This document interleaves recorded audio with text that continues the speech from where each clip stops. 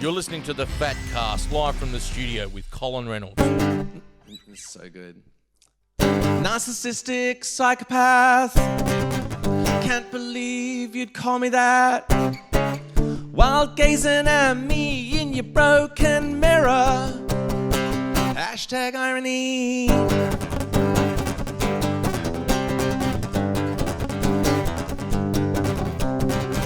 Trumped up diva, I resent that. I'm not trumped up. I'm a proper fucking diva, and I'm proud of that. I'm a beacon of light. I make everyone feel alright every night.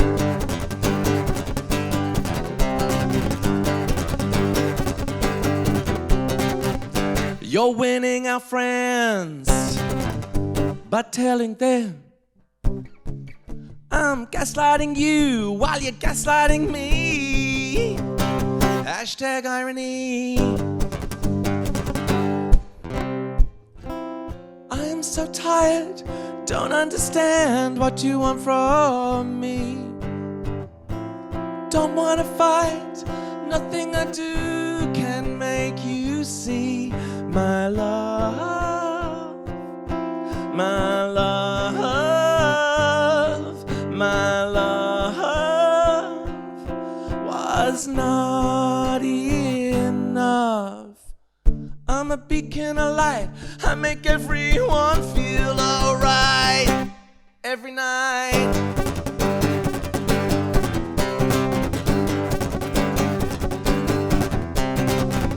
You say you wanna talk, you're shouting at me. You say I'm shiny and false while you're sticking labels on me. Hashtag irony. I'm a beacon of light. I make everyone feel alright. I'm a beacon of light. I make everyone feel alright. I'm a beacon of light. I make everyone feel alright. Hashtag irony.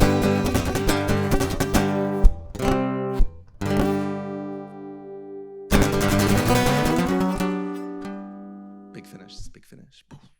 Good afternoon. This is the Phatcast. My name's Colin Reynolds, and my guest for today is Mr. Ryk Goddard. Hi, Colin. How you doing, Rick? Yeah, good. Excellent. Love it here. This is beautiful. Thank you. Actually, I thought it was like bringing somebody like yourself, pretty experienced in the broadcasting industry, into our little media corner here. Pretty humble sort of spot.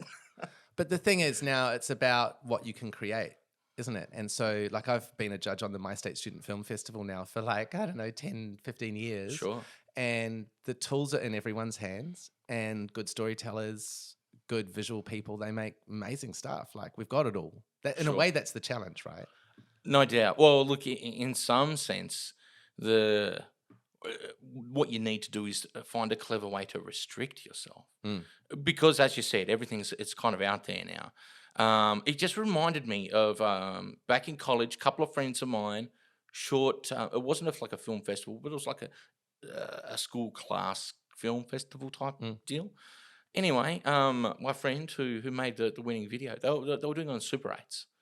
But Super 8, it's only shooting while you're shooting it. Like there's no real editing to be had or anything like that. But she had this beautiful little sequence where, she's filming the seagulls eating chips, and then with clever editing just clever framing. Yeah. When a number of scenes, and a father's eating a potato cake and the birds eat her dad. It's great. She's made this little cinematic magic on a Super 8. But that's great storytelling. So a friend of mine runs this film festival 2 times a year at her birthday parties. So total amateurs and filmmakers all making films. They're all really short. There's different genres every year. And every time, and it's completely amateurish, like we just all do it for fun. And every time it's that great story that comes through. It's not the people with the big budget. It's not the people who've done anything amazing. And I think coming back to songwriting, for me, those are the songs that I love and that really stand out, is where the storytelling's really strong. And so you know, the musicianship maybe doesn't have to be amazing. Like I grew up listening to Billy Bragg, so Sure. he had a strong sense of mission. He had things to say and a story to tell, and so that voice came out. But like coming back to choices, that comes back to this very undiscussed quality, which is taste. Sure. And in a way, in an egalitarian world and society, we're not meant to talk about taste. Oh, I don't know about that. Please continue on your thought process. Well, but but- put a pin in that one. No, but there's this idea that, you know, good taste or bad taste can be snobby or elitist or something like that. But No, in no, the I end, get as what an you're talking artist, about. like all we do for a lifetime is refine our taste. We'll come at it from a philosophical angle. Yeah, We're talking about the philosophy of aesthetics. 100%. Right. Yeah. So I think what we can take from that is when we successfully abstract something away so that it can be discussed without personal emotions getting tied up in identity, then we can have these discussions about what Yeah. is and what isn't of great taste. Well, You just got to be really I don't know. oblique. Like I don't know, because I think now we're trying now to have these conversations actually with the emotion of our personal identity included in them. Okay. And this is this really sophisticated world that we're in now, where there isn't, like when I was a student, there was the news is impartial. Like we know that's not true. Right. We know that everyone's got a take and everyone's in a position and everyone has an identity from which they speak. And I've performed in stand-up comedy as well. So, you know, that whole argument that's happened in the last 15, 20 years of what you can and can't say. Oh, sure. Now it's woke and life's been ruined. And it's so dumb. Like, the I think idea it's that sorry to you- interrupt. Just write that thing you just said there. I think it's pretty dumb that like 20 out of 200 specials on Netflix are called Triggered. Well, I think it's Isn't that important- dumb? No, I love that. Think about that. Like, That they're all called the same thing. sure, that could be more imaginative, but to think about how to have conversations in a way that are as inclusive as possible is really important. And at the same time, going, how do we make the space big enough so that there's room for everybody's voices? And I think that people who feel like, oh, if they get to speak, then I don't get to speak, I'm not sure that that's been proven yet in terms of people who're still holding those platforms. To go, well, maybe you should, you know, Sean McAuliffe stepping aside Sure. at the end of the year to go, someone young should have these resources. And that's different. You know, there are these iconic sort of characters that have some character, and they show up in media, entertainment, in politics from time to time. Actually, I just saw it wasn't a few weeks ago, 2-hour interview with Paul Keating. Yeah, well, that would be endlessly fascinating. It was. Yeah. It was. And it's like Paul Keating, for a significant and important period of my own life, was in charge of the country. And it's funny, the way I viewed some of his decisions then as a youth, the way I view those decisions now. Just to cut it short, generally speaking, I'm a fan. Yeah. Yeah, generally speaking. Isn't it interesting? Because that was an era where a political leader of Australia could be articulate, could have good pronunciation, Must be. sounded educated. Like, we haven't had anyone like that for a while. And Anthony Albanese's in this interesting process of trying to reset Australia's relationship with itself and with its Sure. neighbours. But he's still Albo, Yep. which ironically, actually, on Twitter, I found out today that Albo is an Italian porn star. So Albo Oh. MP is his Twitter handle. Just Wow. get across that, folks. But he still sounds like he's Mr. slightly P. drunk all the time, you know, and he's still like, oh, I'm real Aussie. Yep. It's going to be a while, I think, before we hear those really sophisticated, educated voices at the front of our country again, and feel okay about it. Like, we have such a weird discomfort with that in Australia. I would say a lot of those votes of his came from this I'm an Aussie bloke angle, and it was sort of ushered along by this great photo comparison. And the photos were Albanese, of course, and Morrison, about the same age, about 20 years old.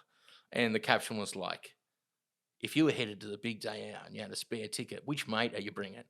And it had Albo was a 20-year-old versus ScoMo was a 20-year-old. And obviously there was no comparison there. Albo looked like another one of the lads.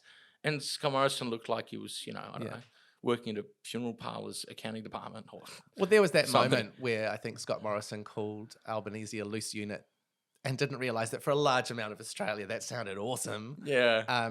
But also I think, that government had done its time, and it's up now to... I never welcomed it. Oh my God. It's up to Anthony Albanese to actually deliver, because that's the fear that everyone came out of the Kevin Rudd years. This is a huge ideological promise. People got very excited about this big vision, and he tanked it.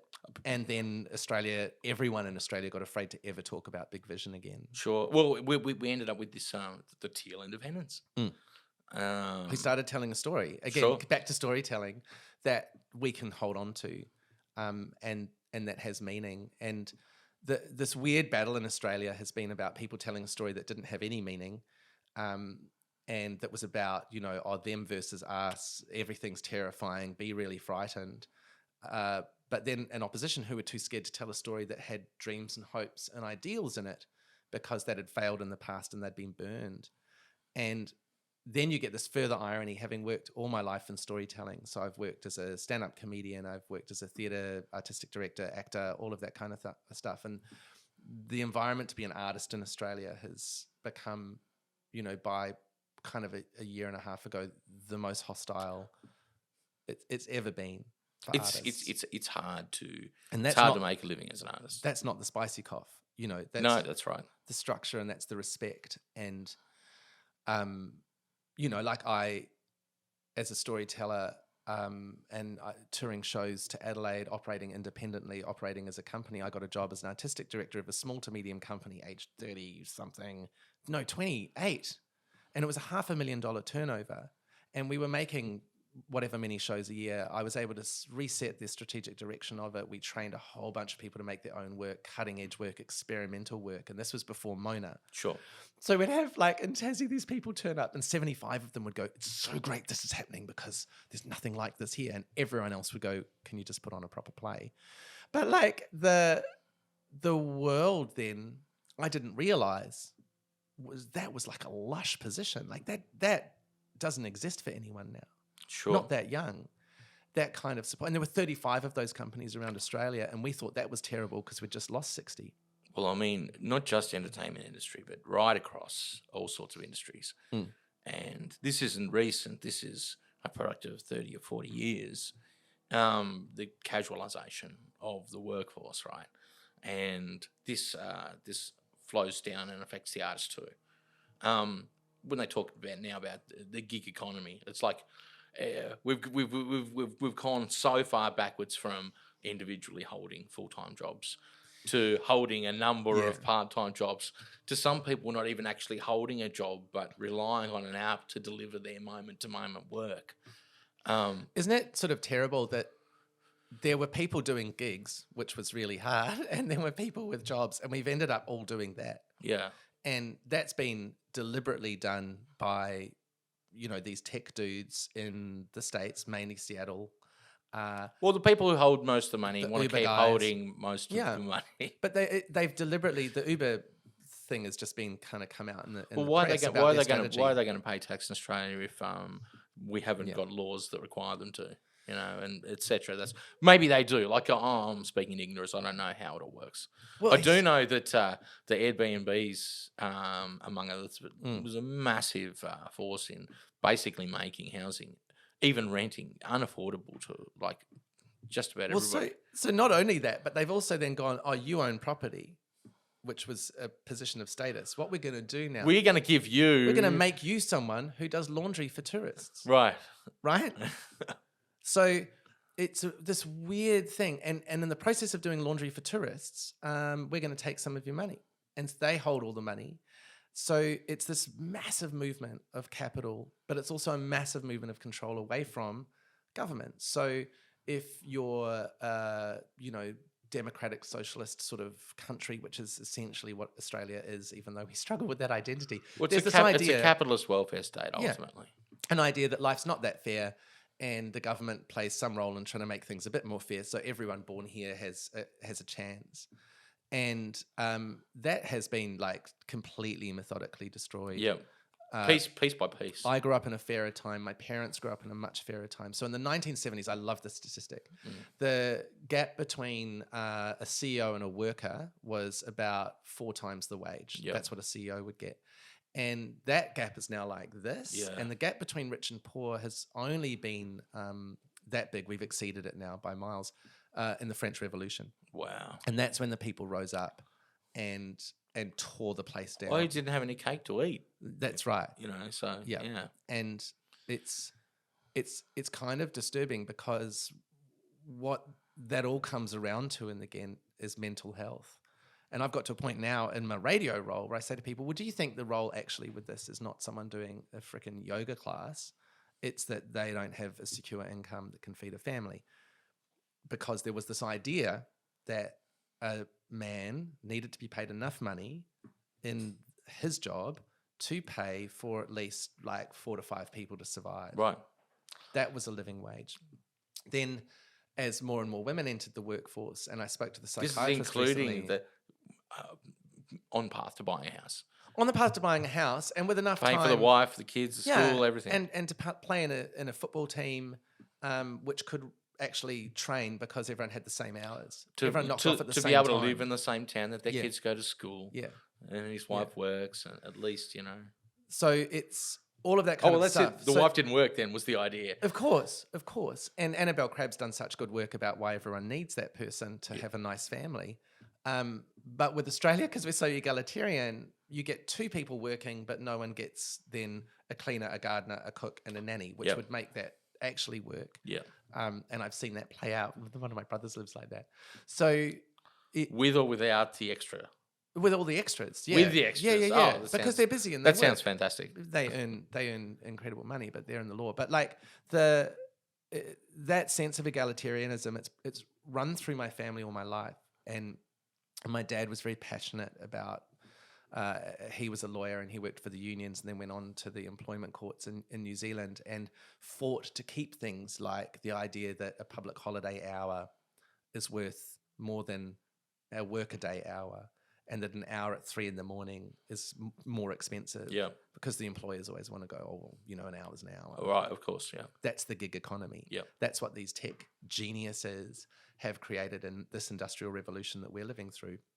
And like the previous industrial revolution, they are taking like insane profits. Well, see, we're not far at all from general purpose robots.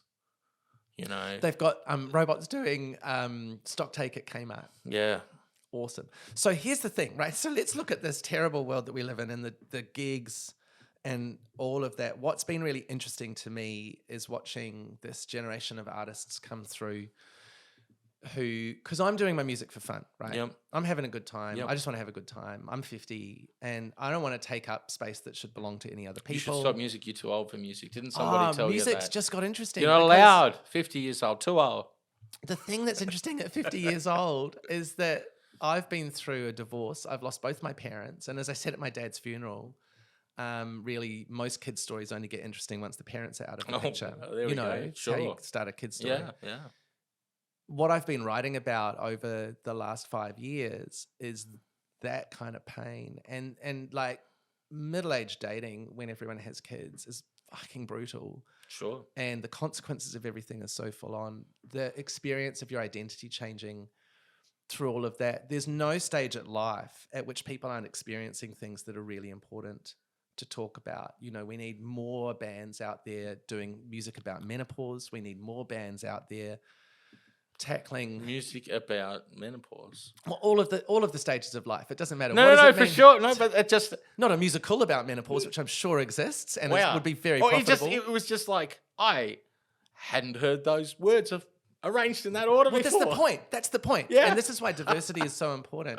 So, you know, the music that I have to make and the stories that I've got to tell and the experience that I want to share now is like way more interesting than when I was doing like comedy hip hop as Cecil Brown and that kind of stuff, which was fun and really popular and enjoyable. But this is heaps more interesting. And you know that that classic second album problem, which is like the first album's about life and the second album's about life on the road. Oh, sure. Okay. my comedy character was taking the piss out of middle-aged, middle-class people. It was hip hop for those people. But actually, like, the music I'm writing now is genuinely that. But people of all ages respond to it because so long as the storytelling's authentic. Yep. And I'm not really a singer or a musician, but the band, like the guys in the band are amazing musicians. And so they get around the sound, which makes a big difference. But I was a busker as a kid, so I can storytell and I can hold a crowd. And that can be enough sometimes for a show, in the same way that someone who isn't but has wonderful musicianship, that's enough. Oh, look, the quality of being able to think on your feet is pretty valuable in pretty much all of those pursuits. And a lot of, you get scenes where people are like, oh, that's not real music. You're like, I don't even know what that means. Like if you're making something and you're getting a good time out of it, job's partly done. If you're sharing that with other people and they're getting something out of it, well, that's all. And then it's just numbers. Well, there are people, though, I mean, not that I agree with the point of view, that there are people who are like, as soon as you make, for example, or auto-correcting, pitch correction, people call it auto-tune, even though when they hear auto-tune and what actually auto-tune is it's used in, people use it improperly. But the thing they're talking about... You will always go down that wormhole, eh? Because you're technical. But right. Yeah. The thing that they're talking about, some people will be like, oh, if it's got any of that in it, it's total garbage. Yeah, but that's just like some big... dumb old baby boomer going, if for it's real, not 1960s, it's not exactly, rock and roll. Exactly. And like, it's just because then those rap artists came along who used it as an instrument. All right, yeah. And completely rewrote the idea of what auto-tune may or may not be like. And well, there's like one guy that's kind of associated with that sound, T-Pain. Yeah, that's right. Right. Yeah. T-Pain is an incredible a cappella singer. Yeah. It blew my mind. I had no idea. I like it now, for starters. I never judged him badly in the first place. But you see, artists will just take technology and then fuck with it till it becomes a really interesting tool. David Gilmour said, look, when Pink Floyd came out, they were using synthesizers and stuff that people weren't really using. And they're making this incredible music. And he said, like people were saying, oh, you can only do it because you've got this gear. Yeah. And he's saying, right, here's the gear. Show me some Pink Floyd. Show me the Pink Floyd. 100%, Here's the gear. 100%. And so I had this experiment where, as you know, Mona, over the summer, they would program this insane amount of bands on the lawns and create platforms. We're still doing it, and right into winter now too. It's so great. And so we got included in that a couple of times. And I came off stage once after our second gig as Gnarlhund, and we were a fucking lot better than our first gig as Gnarlhund. We're still pretty shit, but we're getting there. And someone I knew just came up to me and said, you're not good enough to be on that stage. That is not okay. Your voice. You sure they're not having a lend of you? Your voice. No, 100%. This was a friend of yours. Well, someone I'd known, I'd interviewed, and she'd been involved in music and cooking. She goes, you're not good enough to be on that stage. That is not okay. That's not a professional standard of vocal production. And those moments, like, you take them on, well, this is for my process anyway, I take them on because I think you should never argue back when a message comes at you that hard. There's no point. So first of all, we got taught at acting school. Just don't entangle your emotions into it. You go, okay, well, thank you so much for that feedback. That's it's really great. Was there anything that did work?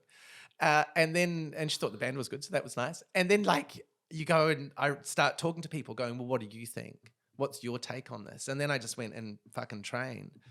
And, I've never wanted to have like that beautiful voice because I watch some singers sing to themselves. Sure.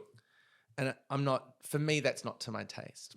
It can make some amazing sounds, but I'm like about storytelling and engagement, but I don't want there to be, as an artist, any barrier between people getting to the music. Oh, of course not. So I heard this recent conversation about auto-tune that I think is really interesting. Coming back to that, which is someone going, so classic kind of boy rock says auto-tune's bullshit, you got to learn to sing. And yet, now if you're listening to an artist's tracks who's up and coming and they haven't used the available tools, given that they're accessible to everybody, you're like, why haven't you made yourself sound as good as you can? Right. Well, I would When we argue record, that we same cut out person. buzzes and I clicks and would shitty think that noises. same person making those judgments isn't even forming that intelligent of a question about what they're listening to. Well, the thing is, it comes back to taste, right? Where we started, which is going, could you just own your shit and go, do you know, that's not to my taste? Sure. Fine. Yeah. That's fine. Well, that takes But that a idea- certain level of maturity Yeah. that just not everybody has. But that idea that you get to define that for other people is so Oh, no, that's absurd. so infuriating. And how about the fact, though, that used to be a job, defining that for masses of people that, you know... as a critic or as a... radio DJs. yeah. You say like, you know, early 70s, mid 70s. They would certainly decide what you get to hear. That's right. I mean, like... Do you want to talk about Richard Kingsmill? Two- Let's talk about Richard Kingsmill. 200 here's 200 vinyls. Yeah. And then they're like, I'll take these 20, and then 3 of them get played 4 times in the same day. Yeah. You So know? do you know why some of them get played? So breakfast radio is the most listeners of the day, 4 times as much as the rest of the day in most stations. Like Yeah. it's like that's where your audience is, and that's where you build your audience. So the songs that get played on breakfast get heard by the most number of people. And on breakfast, there's no time. So the songs that get played the most on breakfast are the shortest songs. For real, yep. And there are some 2-minute songs that literally only made it because they're like, oh, the guest has gone on too long. We can only play that one now. And so... I've got a death metal song, 2 minutes, 22 seconds. Reckon I can get it into breakfast radio? Not my station, but or maybe on for one day. I've played some punk. So, because there's this great, the Dead Maggies, you know, such a great Hobart punk band. And we try and support as much Tassie music as we can for our audience. Because there's this point where if it's too detached from the audience's interest, you're doing no one any favors. Of course, yeah. So, but the Dead Maggies, some of their songs are like 1 minute long. Yep. So awesome. But they also very political. They deal with Tasmania's history. There's all these points of entry for the audience. And also, lots of our listeners grew up with punk. Yep. So there's 2 kinds of music that will divide the audience on my program. And that would be punk and opera. Oh. And that's just like, don't do this to me in the morning. Yeah. Or, oh, thank God you're doing this to me in the I morning. don't want to I've been listen to waiting this opera in the forever. morning either. But you'd put And I death like- metal on to get going. Not necessarily. No. No. What do you no, listen no. to in the In the morning. Yeah. Depends. Winter morning, summer morning. Am I driving? Am I sitting on the balcony? Yeah. It could be a Leonard Cohen morning. Oh, every day's Right? a Leonard Cohen morning. Okay. You just might not get another morning. No, but like so, do you know the way you said that? In the morning. So the morning is bacon and eggs. Yep. Lots of the hipster restaurants try to do really cool things with breakfast. And what you often see 6 months later in the restaurant is that they've just put some more gentle options in there because we're vulnerable in the mornings. You know, like we're not very experimental generally in the mornings. We're vulnerable. We want to feel safe. We want to know the world's okay. We want to hear Even the most chaotic things of us that feel good. have some kind of routine, whether it's like get out, go to the toilet, drink some water first off, whatever it is you do first. People have different... Yeah. I grew up in postmodernism. So I was told the purpose of art is not for healing. It isn't therapy. And you should disrupt it, yourself, the genre, the everything. And it's so fucking annoying. And so Well, like... that's interesting to how you said, maybe a slight misuse of the word. Just how you said, like, I grew up in postmodernism. Now, I'm a philosophy student. And so studied a little postmodern philosophy and familiar with, you know, Rousseau and Sartre and Baudrillard and Foucault and those characters. Anyway, when I think of postmodernism, I think of it as an era of... ERROR. Yes, it was a fucking massive error. Well, it's so funny. Like, the thing is, you know, the Jordan Peterson Lobster Boys, those guys? Yeah. Right. In their mind, postmodernism just means nothing means anything. You get to make any definition up yourself. Which is essentially exactly what I'm saying. Yeah, That's I know. the That's irony. what I'm saying. You're doing Yeah. a disservice to postmodernism. No, fuck postmodernism, man. Because by the time I was growing up in it, like those dudes had happened. Right. Art's moved on, Yep, but yep. I'm at uni. Yep. So I'm with the people There's teaching it. definitely a lot of have to be beret wearing wankers. Like, So the successful have to be postmodernists, a lot of those. they're just people who wanted an audience desperately and did fucking cool shit. And then the other postmodernists were doing it theoretically. But the postmodernists who reached people did what all artists who reach people do, which is like tweak something we're okay with. You know, It's bacon and eggs, and there's a harissa sauce or something. Well, I this don't is know. it. When someone gets up in the morning, they're after bacon and eggs, not necessarily what a postmodern take on what that might be is. Yeah. I totally. But even I'm with later you in the there. day, I'm with you like there. this, because I'm naive, so I take things at face value. And it took me so long in my life as an artist to go, hang on a second. I ran an improvised performance festival here called Boiler Room. And we made people perform in each other's practices because everyone said they were cutting edge. It turned out people weren't cutting edge. They were refining a particular type of improvisation practice that they were comfortable in. Yeah. And they wanted to be comfortable in it. And I was dumb and was like, oh, you want discomfort. Let's all do that. It was really interesting, but it broke people. And so I realized that actually what we could do with our edgy contemporary performances, what we could do with improvisation practice is bring that to the big stories. And this is something that I learned when I was traveling and I got to meet Yoshio Ida, who was one of Peter Brook's company performers. And he said, with Peter Brook, we did improvised performance for 6 hours a day for 6 years. And in the end, we realized we just do tricks. And then they brought themselves to the big stories with that practice. And something incredible happened and they changed the world. And so that, in that phase of my sort of artistic development, was all about trying to bring those two things together, not being so experimental that your audience is tiny. And we need those people because they inform how art changes. Sure. But if you're, and I had a responsibility then to reach more people, then you've got it's that bacon and eggs vibe, but it's in a pot. You know, and we've baked it because it's Moroccan. Right. And it's fucking lunchtime. Give it to you at lunchtime. So that started to get really interesting. So when I came back around to music, when my life fell apart and I was watching Nashville, actually, it was my comfort series when I got divorced. And they're just writing songs all the time. You know, they sit down in a room, they go, we're going to write 3 hits today. And they do. And that country music thing, and I've had this running joke with my audience where I'm like, in the end, all music wants to be country music. It's just a matter of how long the artist endures. And don't examine that too closely. But just ruffle a few feathers. It's fucking true. Yeah. No, but like, I wanted to just write songs that weren't for an audience, that were completely for me and totally accurately expressed my experience. And here's the crazy thing, is then I got to jam with these guys up the mountain who were a bunch of guys who just jammed every week. They made up stuff. It was like being in a band, but without any of the arduous responsibilities. And it was egoless and it was really fun and everyone got to go and you got to play stuff and it was so cool. And then the guy who kind of organizes it was like, have you got any songs? And I'm like, yeah. And it was a song similar to the one I played here. It's kind of funny and a little bit mean and everyone loved it. And then they just started gathering around the songs. And I was writing 3 or 4 songs a week. And every week we'd come up and we'd just work up 3 or 4 new songs. And it was amazing. And that's what Gnarlhund formed out of. It does, I'm guessing a German word? Oh, the drummer made it up. It Mark literally, made it up. I'm thinking like angry dog. Like, Yeah. He just made it up. Okay.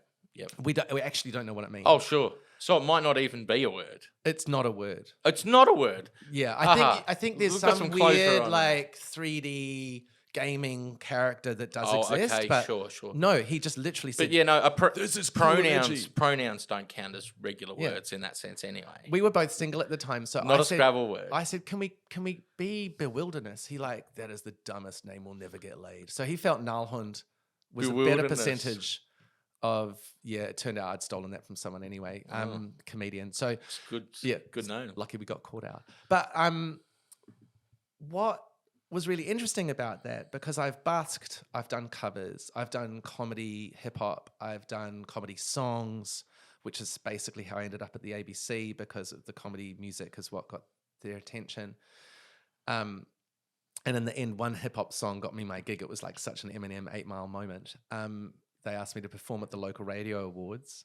And so I wrote the song just for it. And I knew that if that went well, next time the job came up, it'd be mine. Oh, and, sure. And if that song was embarrassing, I would never work again. It was literally like life or death.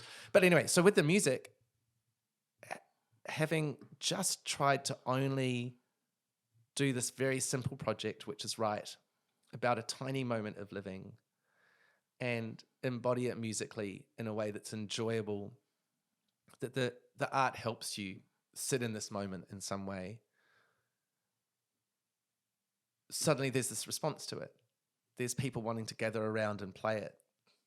Those people then, and I remember the moment when Mark said, let's play out, let's play gigs. And I went, you will ruin this night, this beautiful night, because it's going to become a project. Sounds terribly sentimental, far too sentimental for anything a man should say, but please continue. Oh, it's very sentimental. I said, because you've got all these different guys who are coming here. We're all at different stages. We don't have time to be in bands. Yep. Because that stage of life, it'll change. And it really did.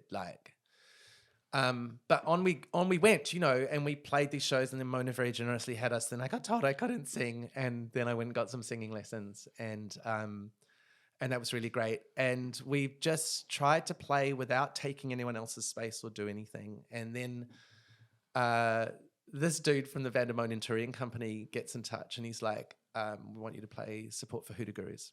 Was this Nick? Brendan. Sure. Brendan. Yeah. And I was talking to him about a wine thing. And he said, we would normally give it to somewhere else, but you guys are perfect because your music's got that vibe. You're the same age as the audience. That's really cool. So for me, who wanted to drop out of school, or did drop out of school at 16 to go to Germany to play in my rock and roll band with my band from then, which was edgy and experimental and we were Wellington's worst band, Blase Plag. 3 of the guys left that band. And Sorry, what was it called? Blase Plag. Blase Plag. Short for Blase Plagiarists. A name given to us by this busking heroin addict who kind of mentored me and my friend. Was that not entirely coincidental that it has the same syllabic hit as Black Flag? Yeah, totally. That's part of it. Yeah. Yeah. And the Blase Plagiarists, he gifted us the name. And guys from that band went on to be quite successful in a few bands in New Zealand. And then another bunch of us played in Germany as By Night. And it fizzled, but that was my dream. I did that story where you drop out of school to pursue your rock and roll dream, and I asked Dad to have some money to fly to Europe. He's like, no. You know what that is, though? Earned it. No, that's so. By the time you've got no skills and all you've got left is your music, you've actually got some stories to write. 100%. 100%. But we were trying to be, we were kids trying to be a punk band. And but kids should do that when they're kids. Yeah. And I we had did some that. stuff to say. Everyone should. Yeah. Everyone should. Yeah. And it doesn't have to work out for it to be incredibly important in your life. Not at all. But I think that the stuff that I'm doing now, ironically, is edgier, more musically risky, way less arrogant. Because it was the punk thing, right? You're like, we can't play, but we're going to play. The guitarist forget the notes and play the music. But here's the thing. Yeah. He was brilliant. He was melodically, he was a total genius. But as you know, uncharacteristic of punk frontmen, but I don't think so, because when you really look at those bands, well, not pop punk, the ones who succeed, and it comes back to taste again. There's got to be some musical value. They're doing something. Yeah. So this is the measure for me: is to go. Some bands, you see them up on stage, they're having a good time, and it's nice for them. Yep. And some bands, when they play, the atmosphere in the room changes. That's my ambition. I don't really want to sound good. I do care a little bit about looking good, I'll be honest. But what I want to have happen is the atmosphere in the room changes and it becomes the weather of whatever that song is. Sure. Because that's what music does that's, I think, so different than theatre, is that music, you don't have to listen even at a gig, but when it grabs you, when the atmosphere shifts, whether you get the words or not, and let's be honest, most people don't know the third verse of any song, it happens to you anyway, and that's so beautiful. That's just that offhand comment. It made me think deep thoughts, actually, when you just said, nobody remembers the lyrics of the third verse. Yeah. Repeat your first verse. Has to be done. First, third verse, same as the first of his Violent Femmes, I think.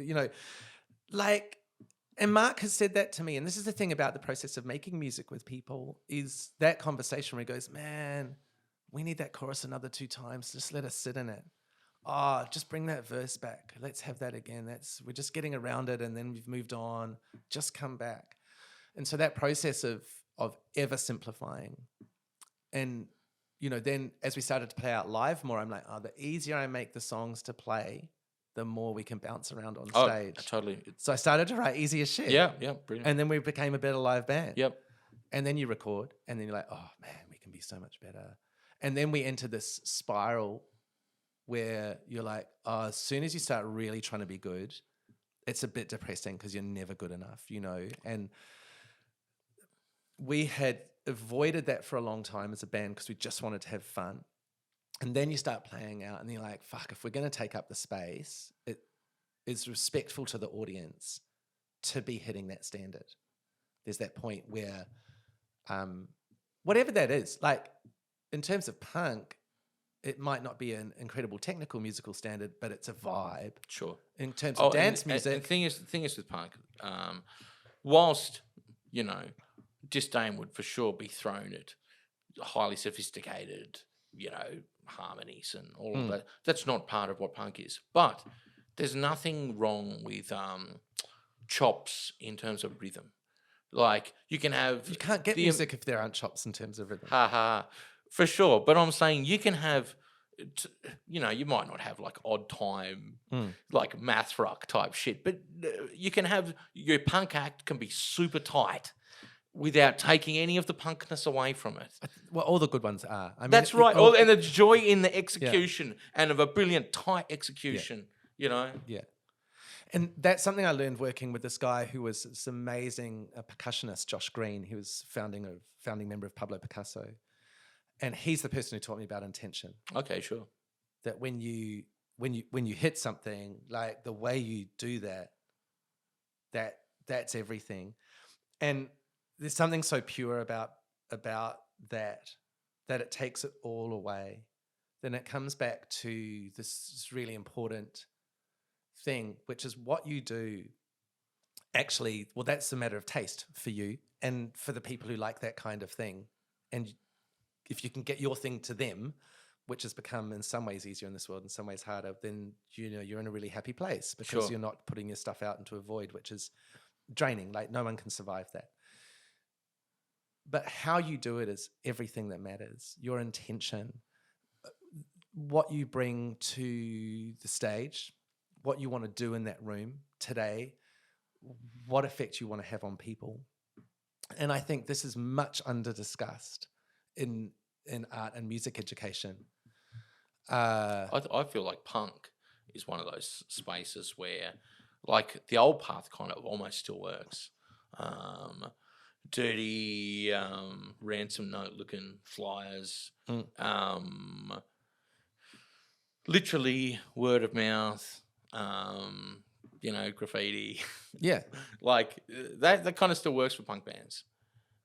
Of course. Yeah, and ironically now, you can't get picked up by a label unless you've done that as an independent. Oh, sure. No, totally. Regardless. But the thing is now you can produce just as easily an incredibly slick digital, perfectly looking thing for your dance act. No one's shopping for a work in progress other than a producer, right?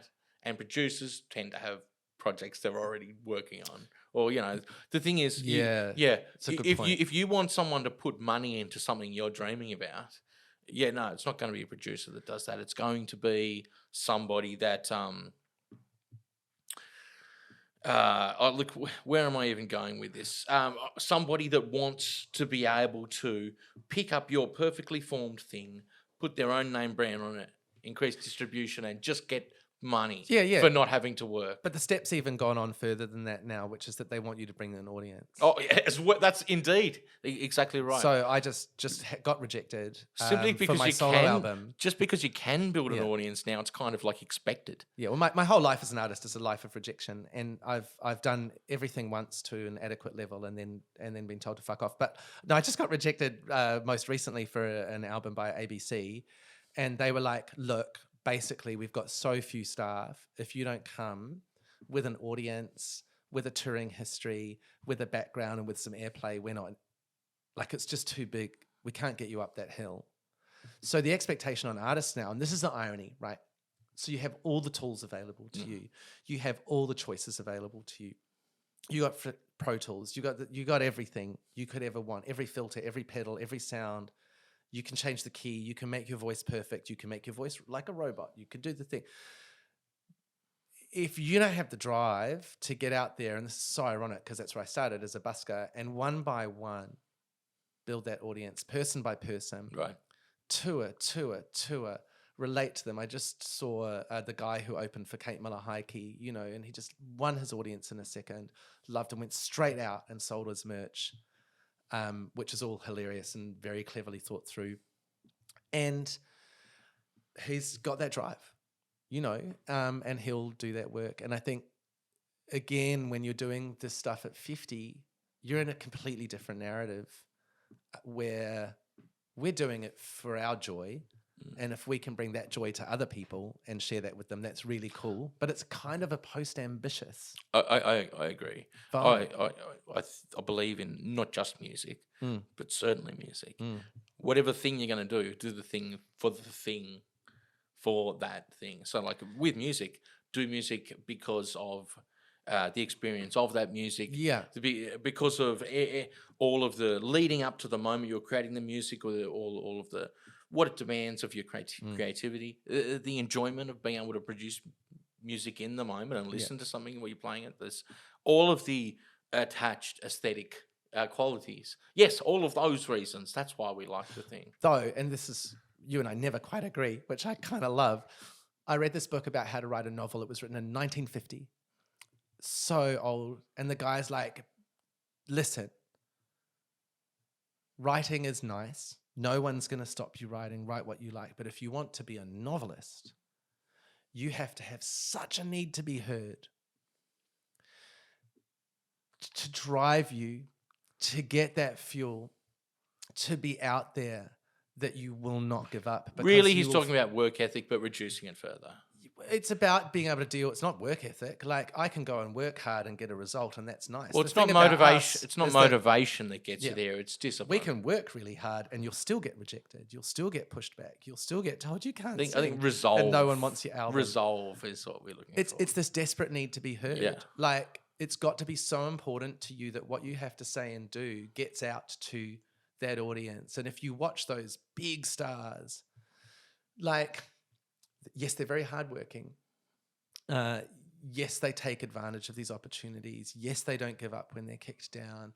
But also, like, they really want to do something to people, and they want to do it to as many people as they can. Sure. As far around the world. Now, if that's not what you want to do, that doesn't mean you're not an artist. I've been told that in the past as well. You're not a real artist. I'm like, what the fuck is even that?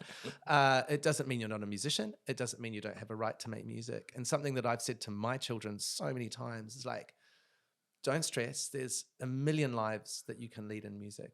There's so many ways to inhabit music. You can dance to it on the dance floor. You can run a kids' workshop. You can learn like tantric humming and I don't know, like all of those lives are just enriching and so valid. Brilliant. Let's leave it there. I love that. Thank you very much for joining me today, Ryk. Such a pleasure. And that wraps up this season.